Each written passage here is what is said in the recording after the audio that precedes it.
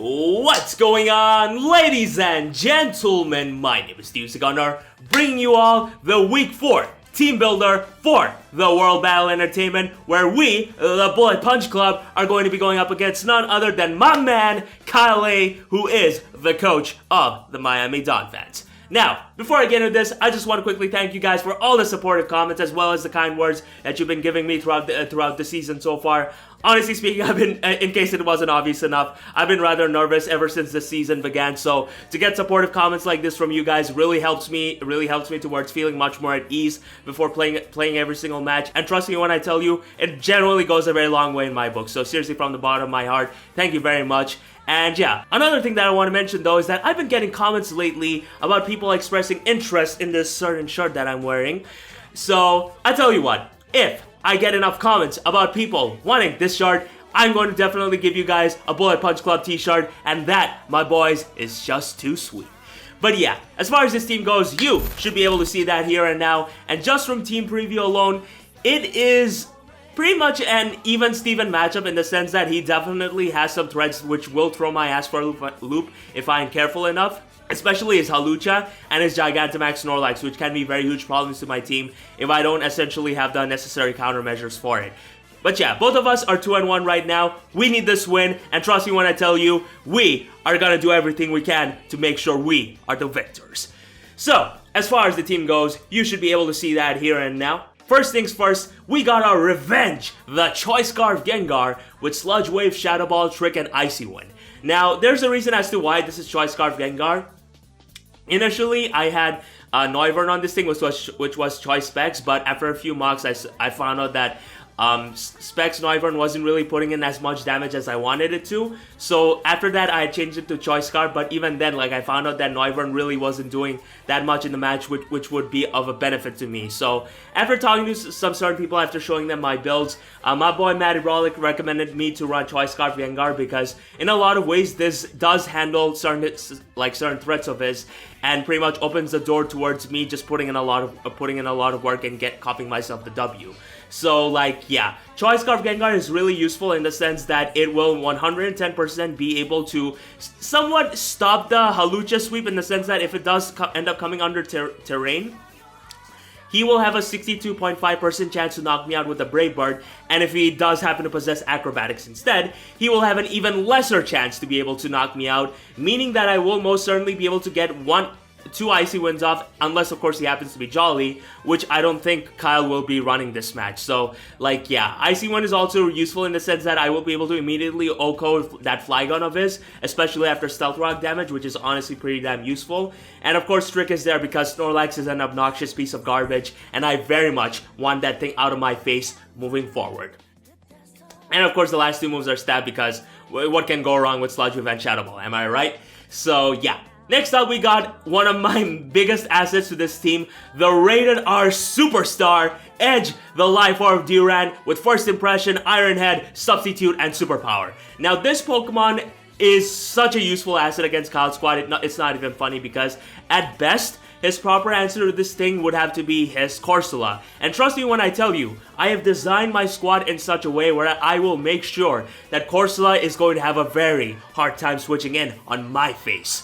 And in that sense, Durant is very useful in the sense that with First Impression, I will be able to stop stuff like Dragonette's Flygon then and there because it doesn't matter what set he is. Even if he is like max HP, while it is a role in his favor to survive the First Impression, the fact of the matter is I genuinely don't see Kyle running max HP because Flygon doesn't even get defogged yet this generation. So, like, yeah, it's a lost cause to run that much HP unnecessarily. So, like, yeah, First Impression is really useful, Iron Head, Stab, and Superpower is here specifically for that Snorlax of his, which is definitely going to be an obnoxious piece of garbage to deal with. And of course, the HP investment is to make sure that I have more Life Orb hits in me, more substitutes, and at the same time, you know, like, if put myself in a spot where if it's like my Durant versus his Hawlucha, I will be the one coming out on top unless I miss my moves, which can very much happen. But you know what? Edge hasn't let us down. I believe in him, and so should each and every single one of you. Next up, we got our Yaritza, my Rocky Helmet Mudsdale. Oh, sorry, I changed the item. I changed the item before the game. My Yaritza, the Leftovers, physically defensive Mudsdale with Stealth Rock, Earthquake, Roar, and Counter. Now, this Pokemon is pretty much here to stop his Snorlax and his Hawlucha, which are, in my opinion, the two biggest threats against my squad. Now, it goes without saying that since I do not have Wish support, I need to make sure that my Mudsdale stays healthy throughout the match. And since I did end up making the change of, changing my Noivern for my Gengar, Leftovers is very much useful here. And yeah, with Roar, I will be able to phase out his Karslax as well as his Hawlucha if it tries to set up on my face. And of course, if all else fails, we got counter. And trust me when I tell you, he ain't gonna like what's gonna be coming his way. That is for sure. Now, next up, we are bringing some nice heat, I guess you could say, in with our Citrus Berry, physically offensive G-Max Hatterene with Trick Room, Swords Dance, Psycho Cut, and Play Rough. And trust me when I tell you, you cannot sleep on Hatterene's physical prowess because this thing, with the base 90 attack, knows how to hit hard, especially after Swords Dance. And when you combine that with the fact that I can Gigantamax that thing to my heart's content, this is going to do a lot of damage, and that, my friends, is a fact. So yeah, Citrus Berry is very useful here in the sense that I will be able to, it helps me set up on Pokemon such as his Indeedee, his Alcremie, as well as to some extent his Galarian Corsola, which, assuming he doesn't have a Shadow Ball to begin with. But yeah, overall, this is very much a sleeper set that I'm very much looking forward to use, and I cannot wait to hopefully get a sweep with this thing if I'm able to set the cards properly. But yeah, for the final two Pokemon, we have our Monokuma, the Life Orb Morpeko with Aura Wheel, Rapid Spin, Parting Shot, and Taunt. And let me tell you right now, this Pokemon is so useful against Kyle, it's not even funny. Because, first of all, with Taunt, I will be able to 110% shut that Galarian Corsola of his down then and there. There's absolutely nothing he can do about it. And, yeah, because if I do such a thing, he won't be able to, go for Strength Sap or Will-O-Wisp in the first place. So, yeah. And add that with the fact that I will be able to get some speed buffs courtesy of Rapid Spin if I'm forced into a situation where he could potentially go out in his Flygon and the Pokemon in front of my face is pretty much near its deathbed. I can pretty much click Rapid Spin and not give a damn about what's gonna happen next. So yeah, when you consider that, you can pretty much come up with the conclusion that this thing is here to put in a lot of work. It is, trust me when I tell you, I'm very excited to use this thing. For the final Pokemon, we have our Cactus Jack, the Occaberry Ferrothorn with Heavy Slam, Knockoff, Power Whip, and Spikes.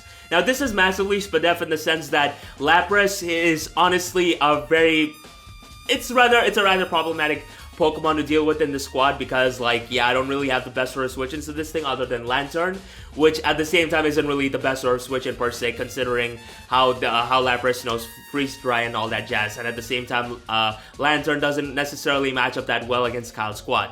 So yeah, in that sense, Ferrothorn is here to mitigate that with its SPDEF investment, and with the Occaberry, I will be able to take certain hits just fine, and with a 12 attack investment that you see before you, I will 110% be able to knock out a max HP Alcremie, which, assuming it isn't physically defensive, so, yeah, there's that.